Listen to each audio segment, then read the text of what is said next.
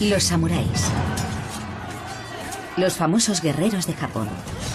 Contrariamente a lo que se piensa, la cultura del guerrero samurái en absoluto era un asunto exclusivamente masculino. La historia de las mujeres samuráis es uno de los grandes secretos de la historia de Japón. Las mujeres samuráis podían ser tan valerosas y capaces en las batallas como los hombres. Eran leales y honorables y luchaban hasta la muerte por su clan. Investigaciones recientes han demostrado que las mujeres desempeñaron un papel crucial en los campos de batalla. Esta es la verdadera historia de Takeko Nakano, una mujer samurái que en 1868 se enfrentó a un ejército mucho más numeroso en la batalla que supuso el fin de la era samurái.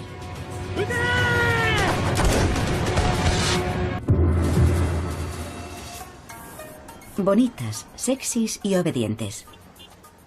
A menudo, en el Japón del siglo XXI, las mujeres son infantilizadas por el manga y la cultura popular. Pero en el país de las escuelas de artes marciales, la milenaria tradición japonesa de las mujeres guerreras sigue floreciendo. Y su principal modelo es Takeko Nakano, una auténtica y legendaria guerrera.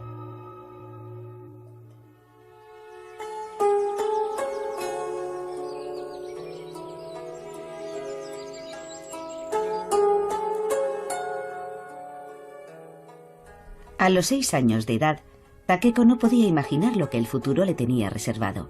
Entonces vivía en Edo, con su rica y aristocrática familia, perteneciente a una de las estirpes guerreras más duras del mundo, la samurái.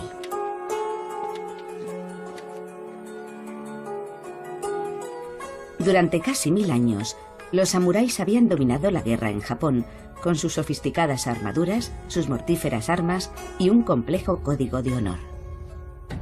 El clan Aizu, al que pertenecía Takeko, se encontraba en la cúspide de la sociedad samurái y estaba directamente emparentado con el líder máximo del país, el shogun.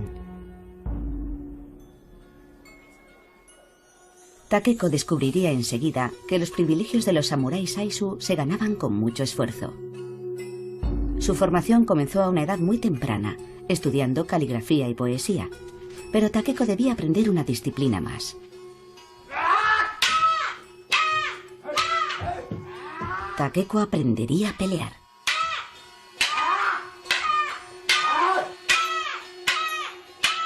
El intensivo entrenamiento en artes marciales iba unido a la educación ética y moral de los samuráis Aizu.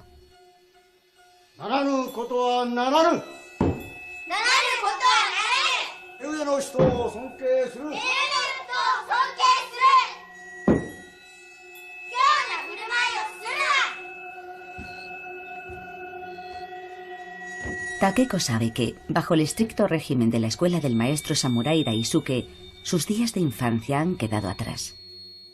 La armadura que hay detrás de mí se hizo para un niño. Es el tipo de armadura que el hijo de una familia samurái rica recibía entre los 7 y los 12 años. Aunque le separaran de su familia, seguía perteneciendo al clan durante toda su formación.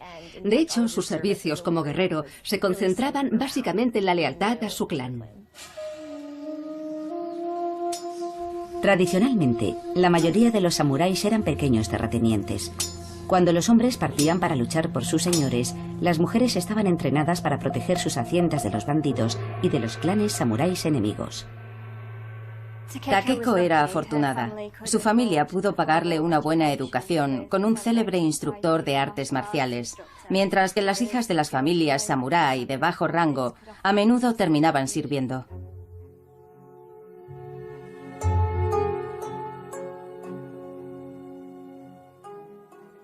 Bajo el gobierno de hierro del shogun, el periodo Edo es una época relativamente pacífica. Pero el samurái Aizu, siempre alerta, sigue entrenando a sus mujeres. Y en el aula del maestro Daisuke, Takeko comienza a demostrar su talento natural.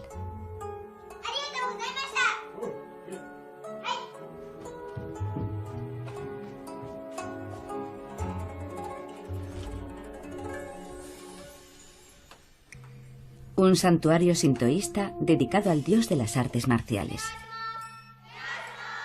Como sus antepasadas, las jóvenes Aisu actuales comienzan su entrenamiento con el espíritu de las mujeres samuráis. Sus técnicas fueron perfeccionadas durante siglos de guerras samuráis.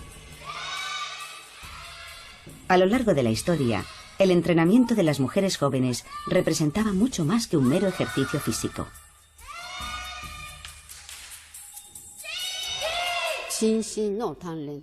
Entrenas tu cuerpo y tu espíritu.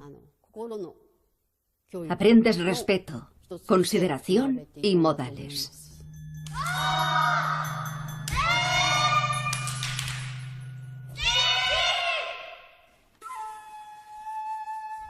Takeko muy pronto descubrió otra pasión: su sed de conocimientos.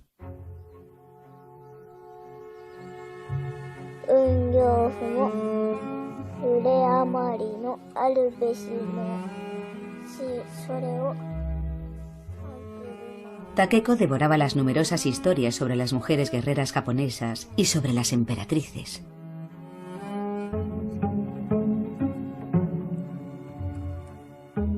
Pero la leyenda de la bella guerrera y reina samurái Tomoe Gosen fue la que le dejó una huella más profunda.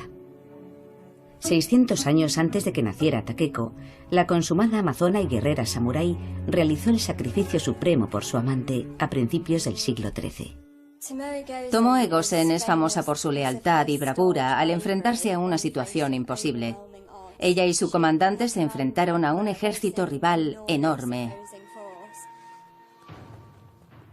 Su comandante le ordenó que huyera, pero ella se negó. Y en vez de eso, atacó al comandante enemigo y lo decapitó. Así consiguió unos valiosos minutos para que su comandante se preparara para una muerte honorable, ante lo que era una derrota inevitable. El régimen de entrenamiento de Takeko era feroz. Como alumna de élite, tenía que asestar 1000 golpes de espada cada día. Pero el mundo que ella conocía estaba cambiando. En 1853, Edo es una de las ciudades más grandes del mundo, con una población de más de 1 millón de habitantes. Sus calles están llenas de mercaderes vendiendo las últimas novedades. Pero es también un lugar lleno de tribulaciones económicas y de un creciente descontento con el shogún. Fuera del barrio samurái, la mayoría de la población vive en la pobreza y está hambrienta y desesperada.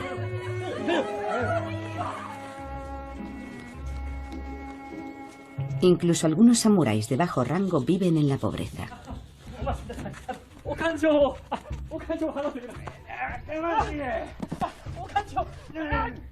A pesar de su escasa riqueza, los samuráis seguían en la cúspide de la sociedad del periodo Edo. Incluso los mercaderes ricos se inclinaban ante el estatus del samurái. Entre los samuráis existía una jerarquía muy estricta. Cualquier ofensa a la madre de Takeko podía suponer la muerte inmediata.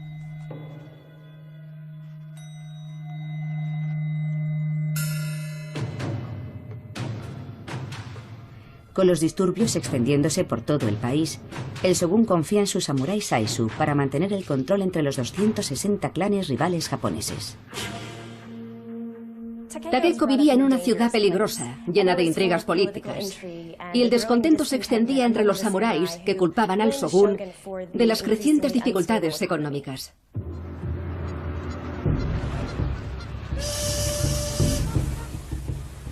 Justo en el momento álgido de las tensiones internas, de repente, una escuadra de barcos de guerra estadounidenses, dirigida por el comodoro Matthew Perry, apareció frente a la costa de Edo. Durante los 150 años previos, los diferentes shogún habían aislado aún más a Japón. Los mercaderes estaban prohibidos e incluso se les ejecutaba cuando llegaban. Perry estaba decidido a no marcharse sin un tratado comercial. Pero el shogún posponía una y otra vez las negociaciones con la esperanza de que los americanos se rindieran o simplemente abandonaran Japón.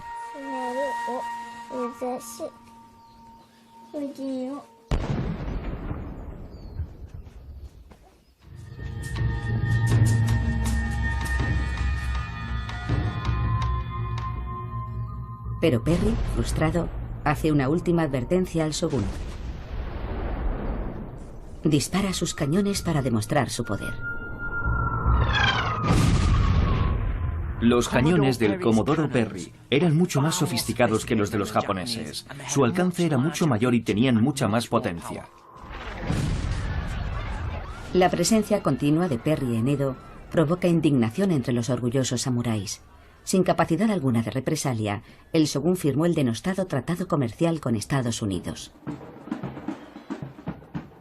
Los samuráis sabían que o cambiaban sus costumbres ancestrales o serían derrotados por las potencias marítimas que rodeaban Japón. Tras la entrada de Estados Unidos, comienzan a llegar a Japón las flotas rusa, británica y francesa. Todos abren establecimientos comerciales, llevando con ellos las mercancías e influencias occidentales. Su impacto cambió Japón para siempre. A medida que crecía la influencia occidental, muchos samuráis acusaron al Shogun de rendirse ante Occidente y de causar la deshonra de Japón. Los Saizu, la guardia personal del Shogun, se mantenían alerta ante cualquier señal de rebelión. Mientras, la fuerza y la habilidad de Takeko habían crecido tanto que su maestro Daisuke decide enseñarle la naginata, un arma poderosa que algún día ella manejará con absoluta perfección.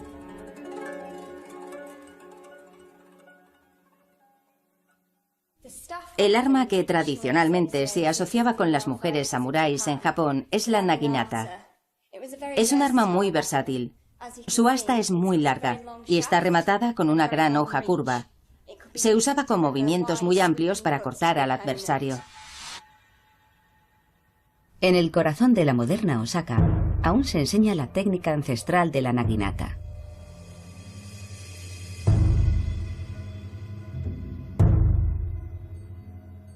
Midori Tanaka es gran maestra en una escuela de artes marciales, en la que enseña un estilo de lucha que no ha cambiado desde el siglo XIV.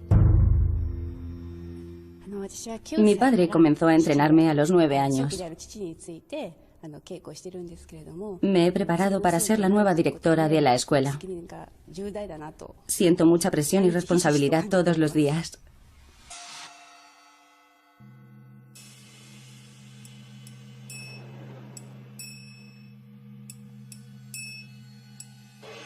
La naginata es perfecta para las mujeres samuráis. Lo más importante es la habilidad y la velocidad. En combate, la naginata es tan mortífera como la famosa espada samurái.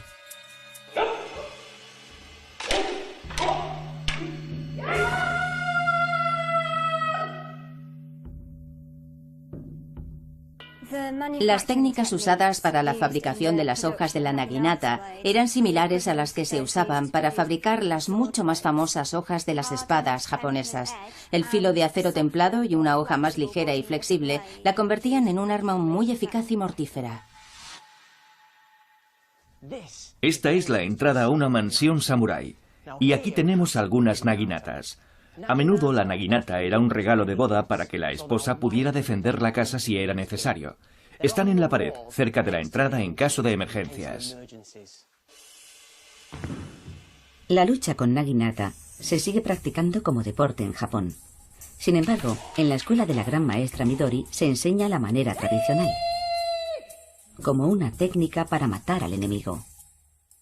Si una mujer tenía que defenderse, la naginata era un arma muy buena porque la longitud de su asta le permitía mantener a raya a su rival e impedir que se aprovechase de su superioridad tanto en fuerza como en peso.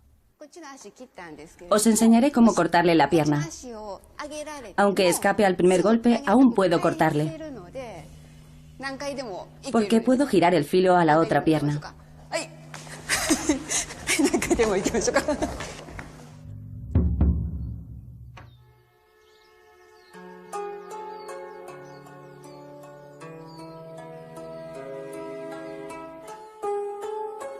Han pasado 10 años desde que Takeko empezó su educación de samurái.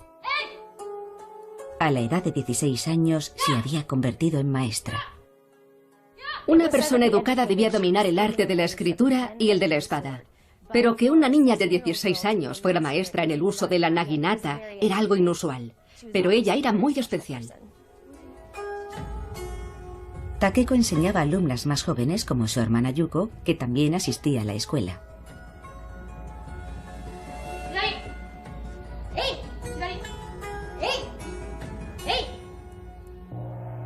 Pero hay otra arma que una joven samurái debe dominar como último recurso.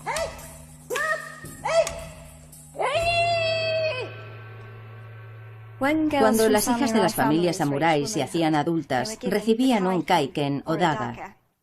Una mujer samurái la llevaba siempre con ella todo el tiempo, oculta en una manga, enfundada delante del kimono o escondida en su obi o faja.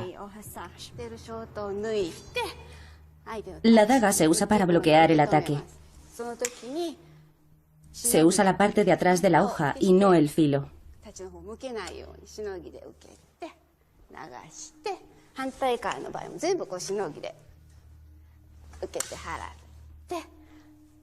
Si bloqueas así, puedes cortarle la garganta a tu enemigo. Toda madre samurái tiene el deber de regalarle una daga personalizada a su hija. Su finalidad última es defender el honor de la familia.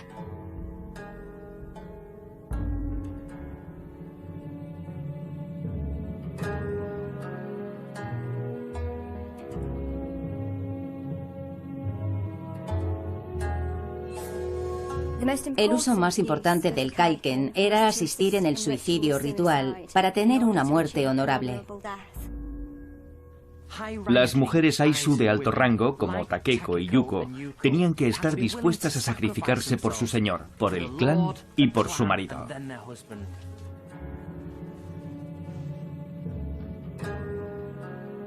El suicidio de una mujer samurái exigía una preparación especial. Se le ataban las piernas con el cinturón del kimono para asegurarse de que su aspecto sería digno, incluso después de una muerte tan atroz.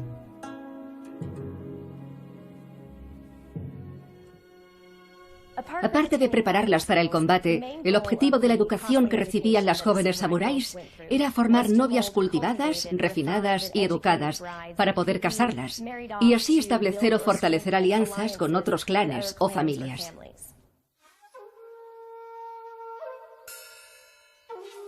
Antes de que dejara la escuela, el maestro Daisuke presentó a su sobrino a la familia de Takeko.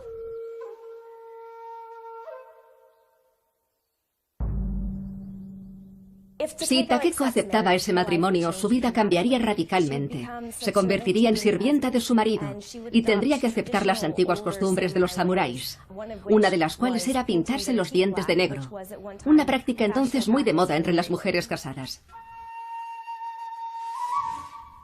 Para la joven mujer Aisu, aquel no era el mejor momento para formar una familia. Los disturbios se extendían por todo el país. Si a Takeko no le hubiera interesado la política, habría sido la perfecta esposa objeto. Era guapa, culta y pertenecía a una poderosa familia samurái. De vuelta en la escuela Daisuke, la joven samurái Aisu tiene que enfrentarse a la ira de su contrariado maestro.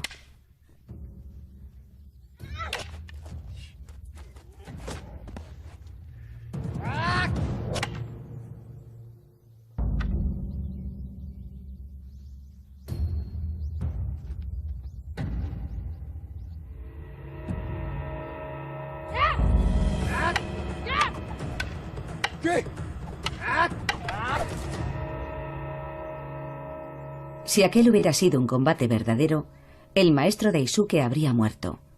La alumna se había convertido en la maestra.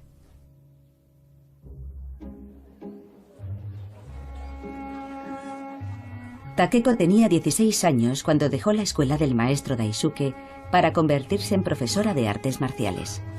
Fuera de la escuela, cuando paseaba por el mercado, Takeko observaba las caricaturas políticas de los forasteros de aspecto extraño. Entre los recién llegados a Edo se encontraba Henry Snell, un antiguo oficial del ejército prusiano de origen alemán, contratado como traductor por la Embajada de Prusia. Por un lado, Henry era uno de los aventureros que habían llegado al nuevo país en busca de fortuna, pero también tenía un lado romántico. Enseguida se enamoró de Japón, se casó con una mujer japonesa y con el tiempo adoptó un nombre japonés. Al principio, a los habitantes de Edo les divertían los mercaderes y diplomáticos occidentales y su total ignorancia de las leyes y costumbres locales. Pero a muchos samuráis les molestaban los extranjeros porque desafiaban a la milenaria autoridad local y humillaban al país con acuerdos comerciales impuestos. En particular, a los samuráis anti-shogun, que consideraban al emperador japonés una marioneta de los diablos extranjeros.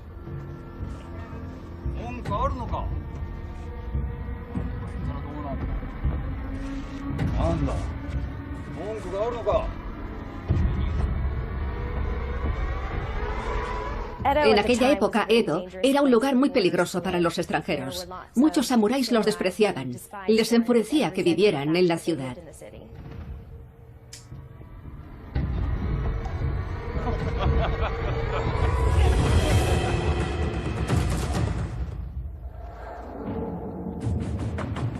Los ataques contra los extranjeros y los funcionarios del gobierno se hicieron cada vez más frecuentes, y los samuráis rebeldes comenzaron a desafiar la autoridad del shogun.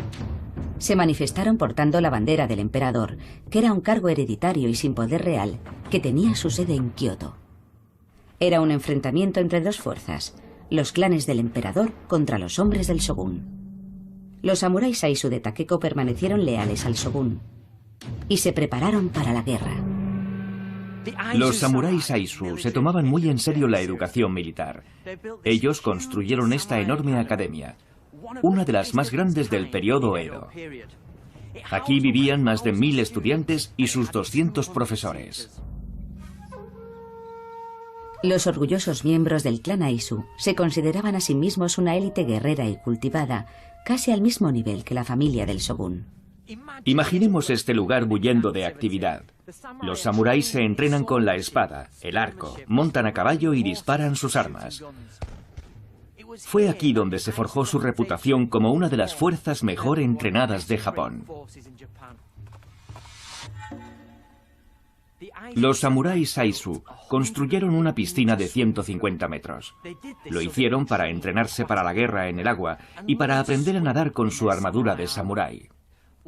Uno de los ejercicios que realizaban era llevar una bandeja con sopa, manteniéndola fuera del agua mientras avanzaban.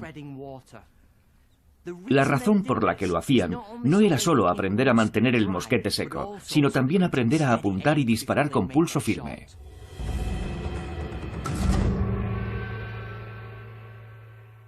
Creemos que muchos soldados Saizu estaban equipados con armas de fuego bastante arcaicas.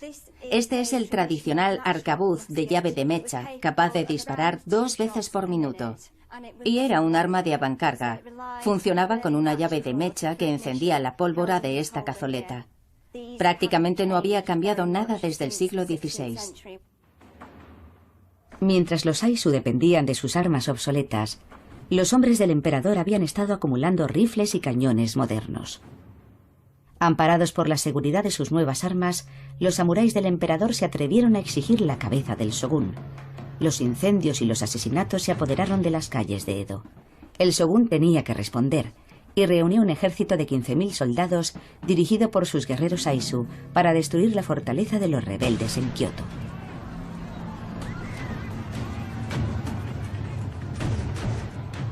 Los hombres del emperador estaban en inferioridad numérica, pero haciendo uso de sus nuevas armas vencieron a los samuráis del shogun.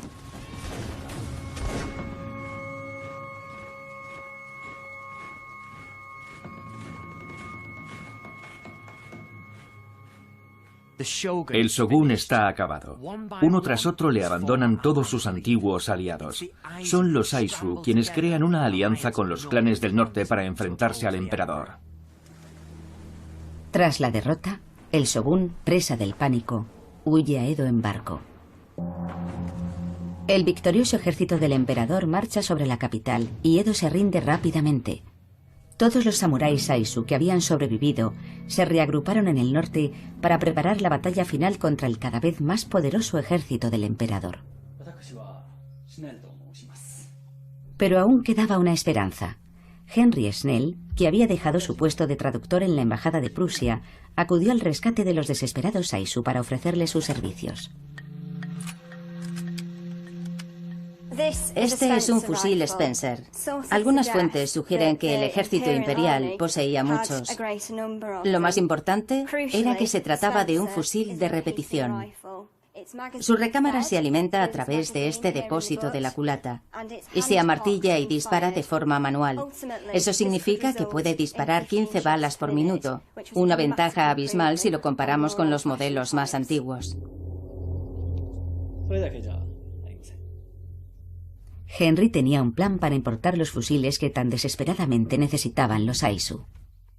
El bando del emperador había sido mucho más rápido a la hora de adquirir armas occidentales. Sin embargo, los Aisu intentaron ponerse a su nivel con la ayuda de Henry a través del cercano puerto de Niigata.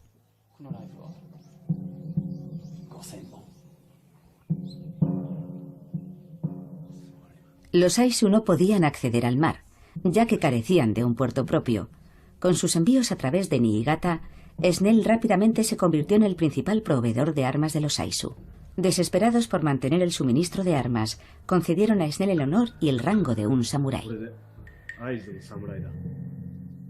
Hasta entonces solo se le había concedido a 2 occidentales. Él fue el tercero. Pero ¿sería capaz Snell de suministrarles esas armas? El ejército Aisu había sufrido muchas bajas durante su retirada desde el sur. El castillo de Wakamatsu se convirtió entonces en el corazón de su defensa. La princesa Teru, hermana del señor de la guerra Aisu, tuvo que confiar en un ejército formado por niños, ancianos y 600 mujeres samuráis. Normalmente, las mujeres como la princesa Teru, que procedían de familias samuráis de alto rango, no participaban directamente en la guerra, pero se ocupaban de algo muy importante: organizar la defensa de los castillos. Tradicionalmente, las mujeres defensoras apagaban incendios, cuidaban de los heridos y preparaban la munición. Pero ante la inminente batalla, las mujeres tuvieron que completar las filas de su mermado ejército.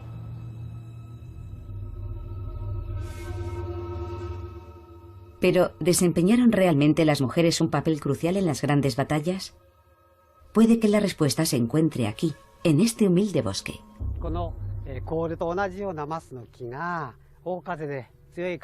Un día, durante una fuerte tormenta, cayeron algunos árboles como este. Entre la tierra removida se encontraron muchos cráneos. En la guerra samurái el objetivo es coger la cabeza del enemigo y colgarla en lo más alto, como un trofeo.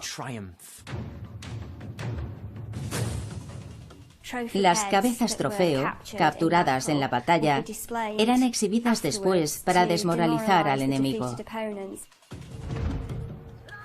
En 1580, 300 años antes de la última batalla de los Aisu, el samurái Takeda, atacado desde el mar, libró una feroz batalla en Senbonmatsubara.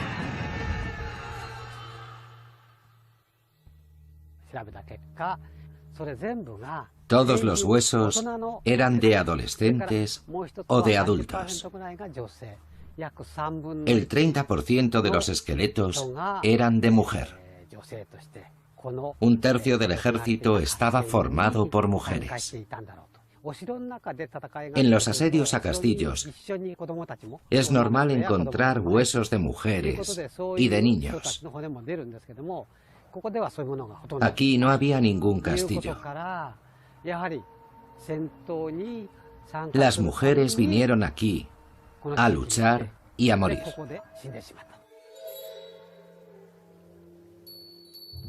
Muy cerca del antiguo campo de batalla, los vecinos enterraron los restos que habían descubierto en una tumba, que aún se considera un lugar prohibido y sagrado. Incluso hoy, los vecinos siguen temiendo al espíritu de los difuntos que perdieron sus vidas aquí hace siglos. Lo siento, pero la comunidad nos ha pedido que no nos acerquemos más. Tras el descubrimiento, los arqueólogos forenses japoneses buscaron esqueletos de mujeres soldado en otros campos de batalla.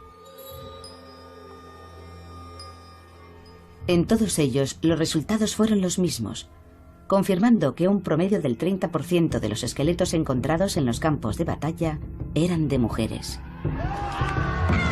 ¿Por qué entonces la contribución de las mujeres samuráis a la guerra ha pasado desapercibida durante tanto tiempo. Su participación en las guerras en Japón no se documentó durante mucho tiempo y permaneció casi invisible durante siglos. El honor y la gloria solían estar reservados a los guerreros. Tras la caída de Edo, los Aizu se reagruparon para asegurar sus líneas de suministro. Snell estaba al frente de una unidad del ejército Aizu. Su misión era asegurar la llegada de los cargamentos de rifles a Niigata.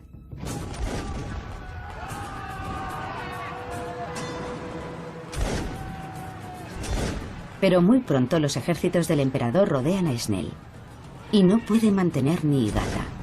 El supuesto salvador de los Aizu fracasa en su misión de asegurar las armas que tanto necesitan y logra escapar con vida a duras penas. La promesa de Snell de conseguir esos rifles era la última esperanza para los Aizu de poder ganar la guerra. Cuando cayó Niigata, solo quedaron los defensores del castillo.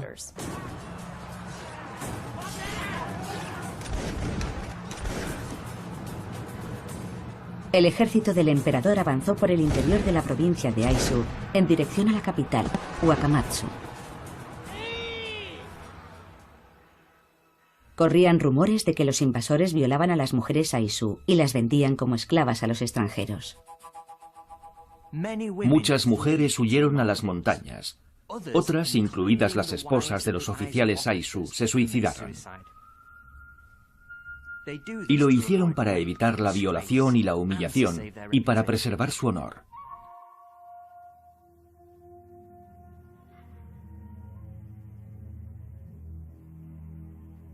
Yuko había seguido a su hermana mayor Takeko hasta Aizu.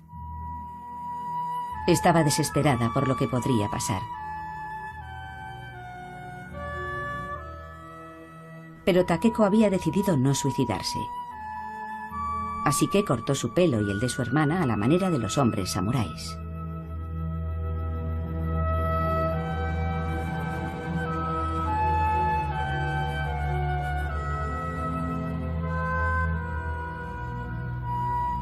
Las dos hermanas lucharían por la supervivencia de su clan.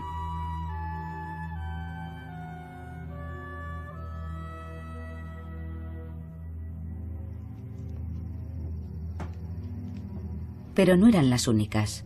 En Wakamatsu, la capital de Aizu, la pericia de Takeko con la naginata atrae a otras mujeres samuráis de la localidad, todas decididas a luchar.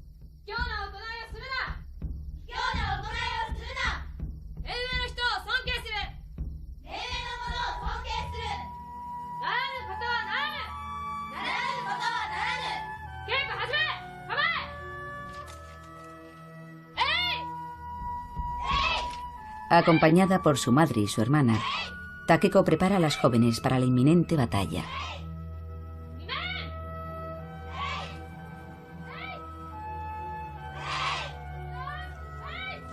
La princesa Teru sabe que las mujeres samuráis de Takeko están dispuestas a sacrificar sus vidas.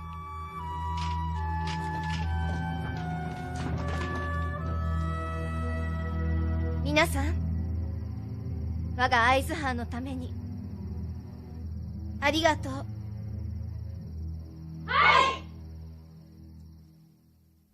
Con el enemigo acercándose, muchas mujeres y sus familias escribieron poemas mortuorios. Dos hermanas de 13 y 16 años escribieron este poema. Dice así: con las manos unidas, nos aventuramos en un viaje por la montaña de la muerte.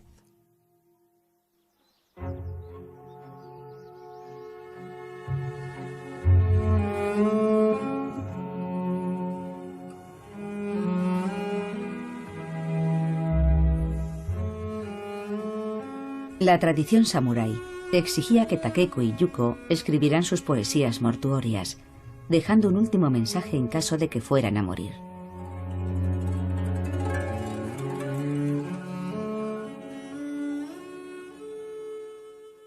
La sociedad samurái era muy ceremonial.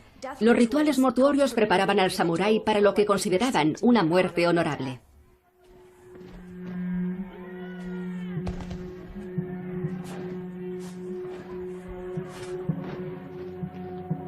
El inevitable enfrentamiento abrumaba a la hermana pequeña de Takeko.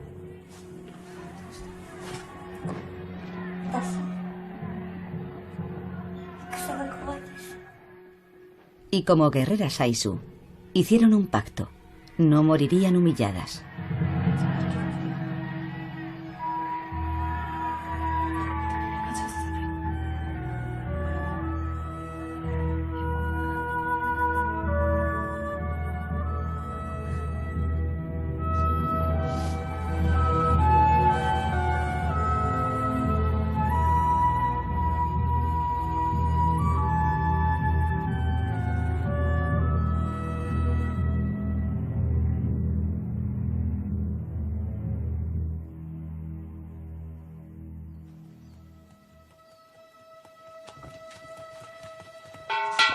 Wakamatsu estaba completamente rodeada por el ejército del emperador. Finalmente la batalla comenzó. 5.000 Aisu mal armados, contra una fuerza de asedio formada por 15.000 soldados. El ejército del emperador bloquea todos los accesos al castillo. Es necesario salir y romper ese bloqueo. Y Takeko reúne a sus mujeres para unirse a lo que queda del ejército Aisu.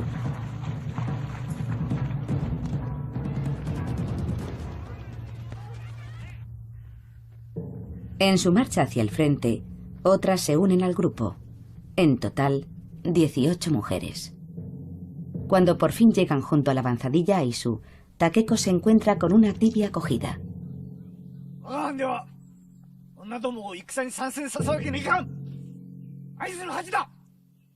Como mujer samurái, Takeko tiene que obedecer las órdenes del comandante.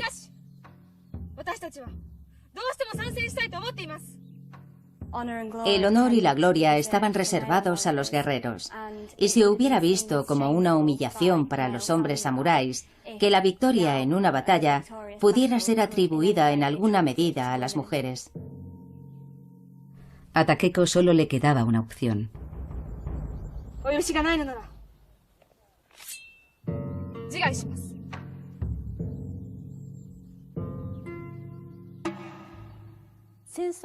En casos extremos, a las mujeres se nos permitía luchar. Sobre todo en tiempos de guerra, cuando las mujeres corrían peligro de ser esclavizadas, asesinadas o violadas.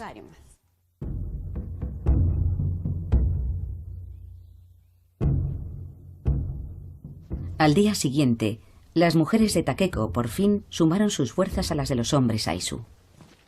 Pero el ejército del emperador había cortado el camino de vuelta al castillo.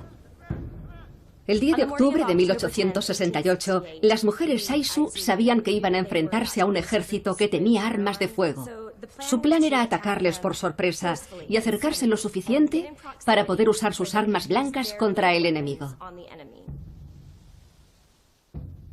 Mientras el ejército Aisu con las mujeres de Takeko se enfrentaba al enemigo, otras 2 unidades atacarían por los flancos, y así atravesarían sus filas y regresarían a salvo al castillo. Las mujeres debían saber con seguridad que aquella era una misión suicida, tal era la superioridad del enemigo. Aquel sería el momento en el que el entrenamiento intensivo de Takeko como samurái culminaría en un ataque decisivo.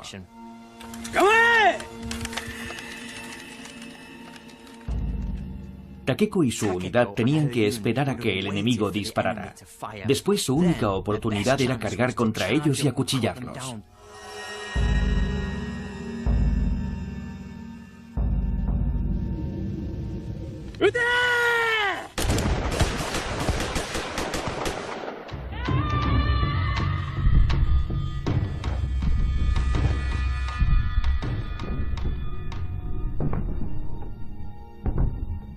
Lo más impresionante del ataque fue que estaban armadas solo con armas blancas tradicionales y se enfrentaban a armas de fuego modernas.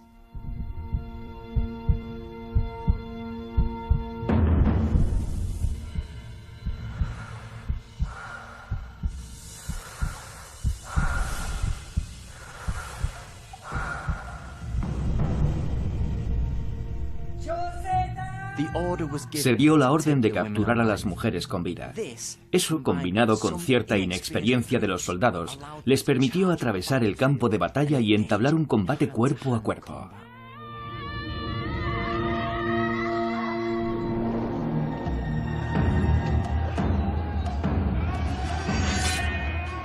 El enemigo se quedó paralizado ante la mortífera furia de las mujeres Aizu.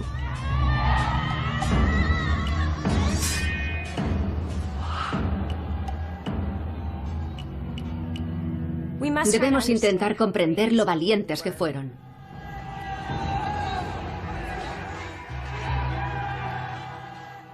Yuko tenía solo 16 años cuando tuvo que acuchillar hombres en esa batalla.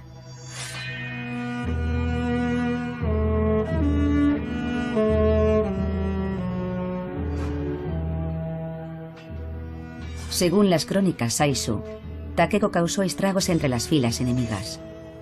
Eso la convirtió en el principal objetivo.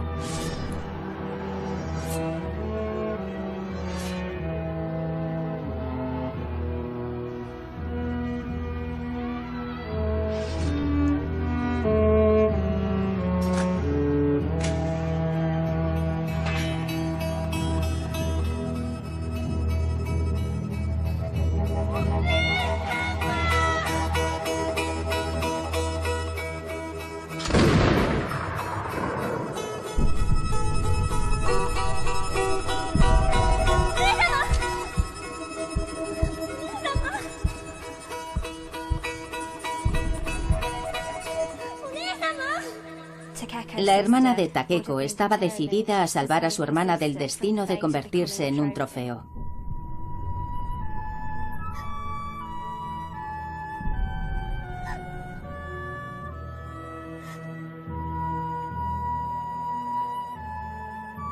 Yuko tenía que hacer algo impensable: cortarle la cabeza a su propia hermana.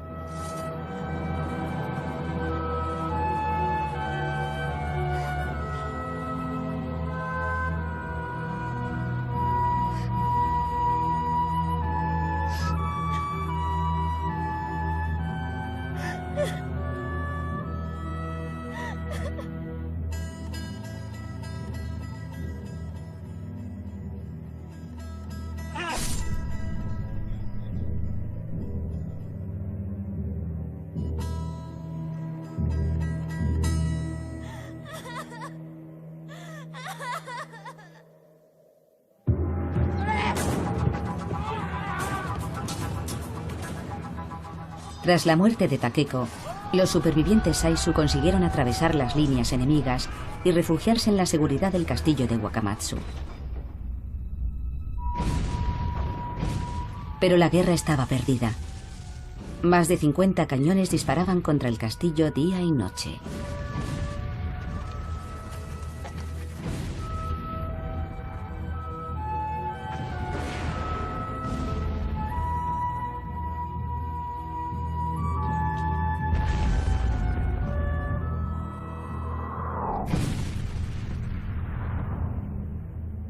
Tras un mes de bombardeos incesantes y agotados los alimentos y las municiones, la princesa Teru decidió rendirse ante los generales del emperador.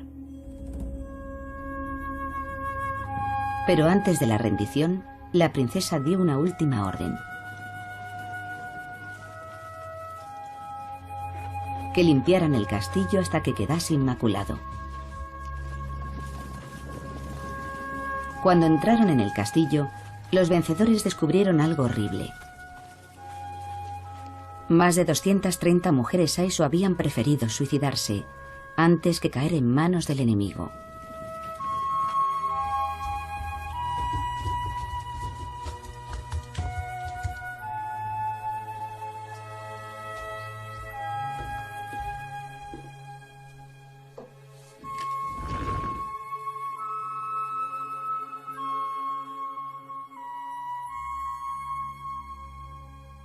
El enemigo había dejado huellas de suciedad por todo el castillo. Teru había ordenado limpiar y recoger el castillo antes de entregarlo. Ese fue su mensaje. Les decía: puede que nos hayáis vencido, pero no habéis podido doblegar el espíritu Aizu.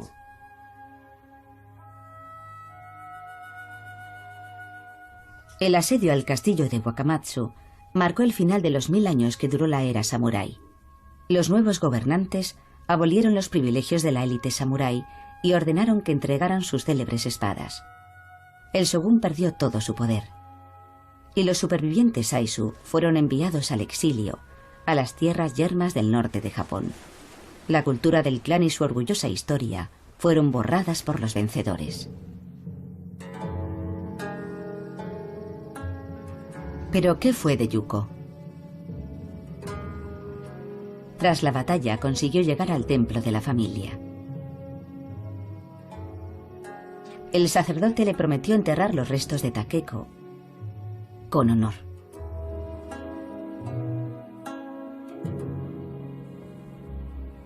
«40 años después de su muerte, Japón había dejado de ser un país aislado y atrasado y se había convertido en una sociedad moderna e industrial.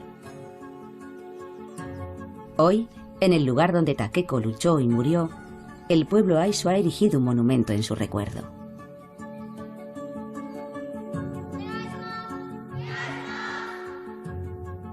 Takeko Nakano es reverenciada por generaciones de mujeres jóvenes Aizu que viven sus vidas de acuerdo al espíritu de sus antepasadas. La última batalla y el poema final de Takeko son el orgullo de Aizu. En Aizu veneramos su memoria. Si hubiera vivido en aquella época, habría luchado por mi clan y por mi familia. Siempre se ha aceptado que la historia de los samuráis era una historia de hombres. Sin embargo, no olvidemos a Takeko y a las mujeres que, como ella, tuvieron un papel clave en la historia de Japón. Su legado, su valentía y su espíritu samurái deberían recordarse siempre. Nunca temas. Vive con honor. La esencia del espíritu samurái. Su verdadera fortaleza está reflejada en su modestia. Como Takeko escribió en su poema mortuorio, entre todos los famosos guerreros, aunque nunca osaría contarme entre ellos, comparto el mismo corazón valeroso.